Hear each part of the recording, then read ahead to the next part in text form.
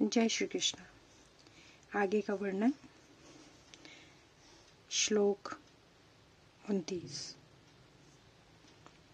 अनुवाद। मेरा सारा शरीर कांप रहा है, मेरे रोंगटे खड़े हो रहे हैं, मेरा गांडीव धनुष मेरे हाथ से सरक रहा है और मेरी त्वचा जल रही है। तात्पर्य। शरीर में दो प्रकार का कंपन होता है और रोंगटे भी दो प्रकार के खड़े होते हैं। ऐसा या तो आध्यात्मिक परमानंद के समय या भौतिक परिस्थितियों में अत्यधिक भय उत्पन्न होने पर होता है। दिव्य साक्षात्कार में कोई भय नहीं होता। इस अवस्था में अर्जुन के जो लक्षण हैं वो भौतिक भय अर्थात जीवन की हानि के कारण है। अन्य लक्षणों से भी यह स्पष्ट है, वह इतना अधीर हो गया है कि उसका विख्यात धनुष गांडीव उसके हाथों से सरक रहा था और उसकी त्वचा में जलन उत्पन्न हो रही थी। यह सब लक्षण देहात बुद्धि से जन्य है। श्लोक 30। अनुवाद। मैं यहाँ पर अब और अधिक खड़ा रहने में असमर्थ हूँ। मैं अपने को भूल रहा हूँ और मेरा सिर चकरा रहा है। हे कृष्ण, मुझे तो केवल अमंगल के कारण दिख रहे हैं। तात्पर्य।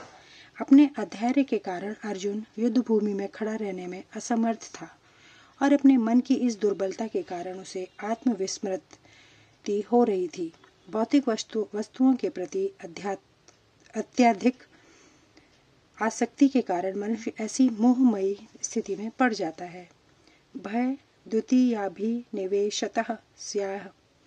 ऐसा भय तथा मानसिक असंतुलन उन व्यक्तियों में उत्पन्न होता है जो भौतिक परिस्थितियों से ग्रस्त होते हैं।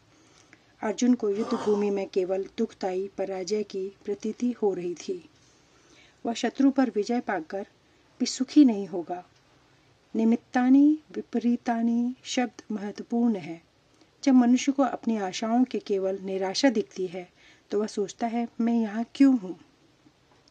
प्रत्येक प्राणी अपने में तथा अपने स्वार्थ में रुचि रखता है। किसी की भी परमात्मा में रुचि नहीं होती। कृष्ण की इच्छा से अर्जुन अपने स्वार्थ के प्रति अज्ञान दिखा रहा है। मनुष्य का वास्तविक स्वार्थ तो विष्णु या कृष्ण में निहित है। बुद्धिजीव इसे भूल जाता है, इसलिए उसे भौतिक कष्ट उठाने पड़ते हैं। अर्जुन ने सोचा कि उसकी विजय केवल उसके शोक का कारण बन सकती है। श्लोक 31। अनुवाद। हे कृष्ण, इस युद्ध में अपने ही स्वजनों का वध करने से न तो मुझे कोई अच्छाई दिखती है और न मैं उससे किसी प्रकार की विजय, राज्य या सुख की इच्छा रखता हूँ। तात्पर्य।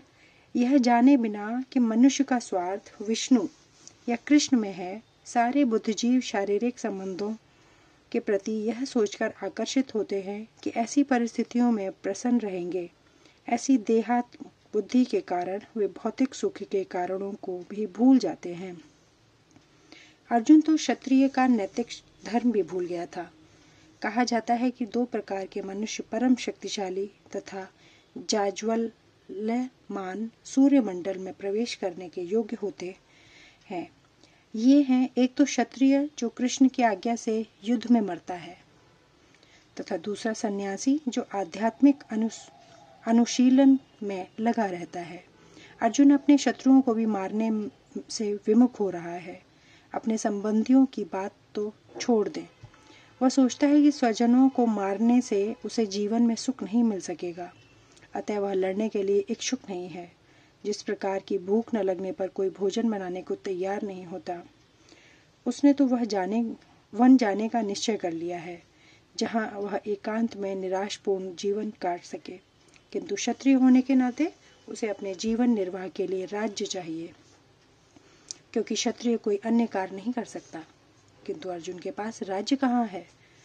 उसके लिए तो राज्य प्राप्त करने का एकमात्र अवसर है अपने बंधु बांधवों से लड़कर अपने पिता के राज्य का उत्तराधिकार प्राप्त करे, जिसे वह करना नहीं चाह रहा है। इसलिए वह अपने को जंगल में एकांतवास करके निराशा का एकांत जीवन बिताने के योग समझता है। श्लोक 32।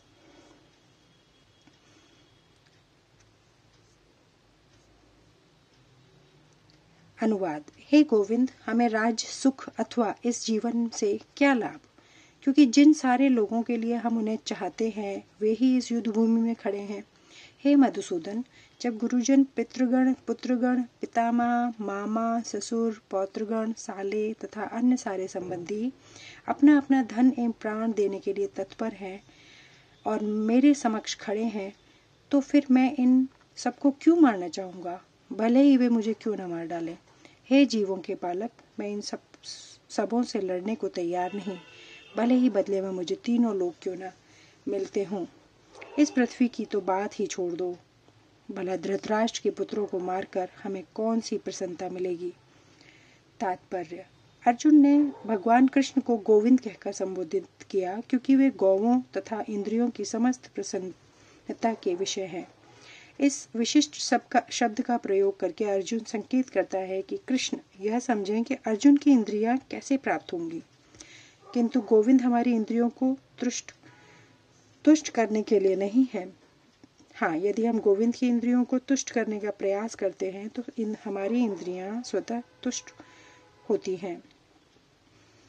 भौतिक दृष्टि से प्रत्येक व्यक्ति अपनी इंद्रियों को तुष्ट करना चाहता है और चाहता है कि ईश्वर उसके आज्ञा पालक की तरह काम करें, किंतु ईश्वर उनकी तृप्ति वहीं तक करते हैं जितनी कि वे पात्र होते हैं, उस हद तक नहीं जितना वे चाहते हैं।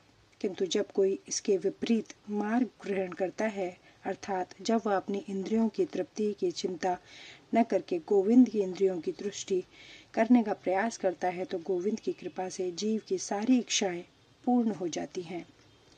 यहाँ पर जाति तथा कुटुंबियों के प्रति अर्जुन का प्रगाढ़ स्नेह आंशिक रूप से इन सब के प्रति उसकी स्वाभाविक करुणा के कारण है। अतः वह युद्ध करने के लिए तैयार नहीं है।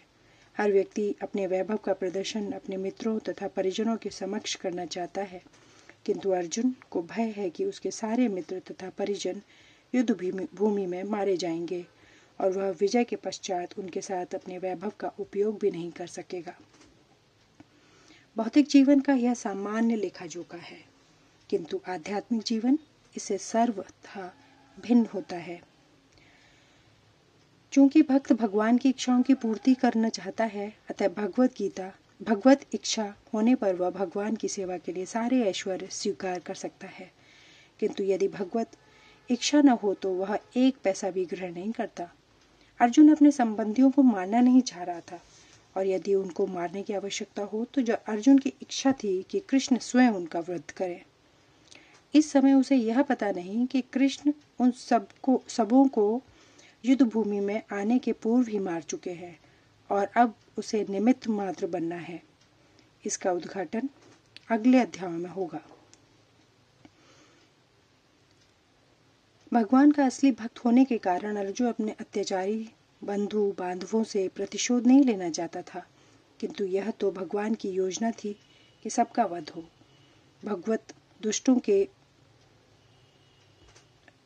के प्रतिशोध नहीं लेना चाहते, किंतु भगवान दुष्टों द्वारा भक्त के उत्पीड़न को सहन नहीं कर पाते।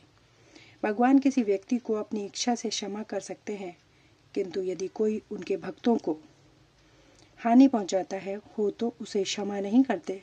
इसलिए भगवान इन दुराचारियों का वध करने के लिए उद्यत थे, यद्यपि अर्जुन उन्हें क्षमा करना चाहता था। आगे का वर्णन अगले वीडियो में। धन्यवाद। जय श्री कृष्ण।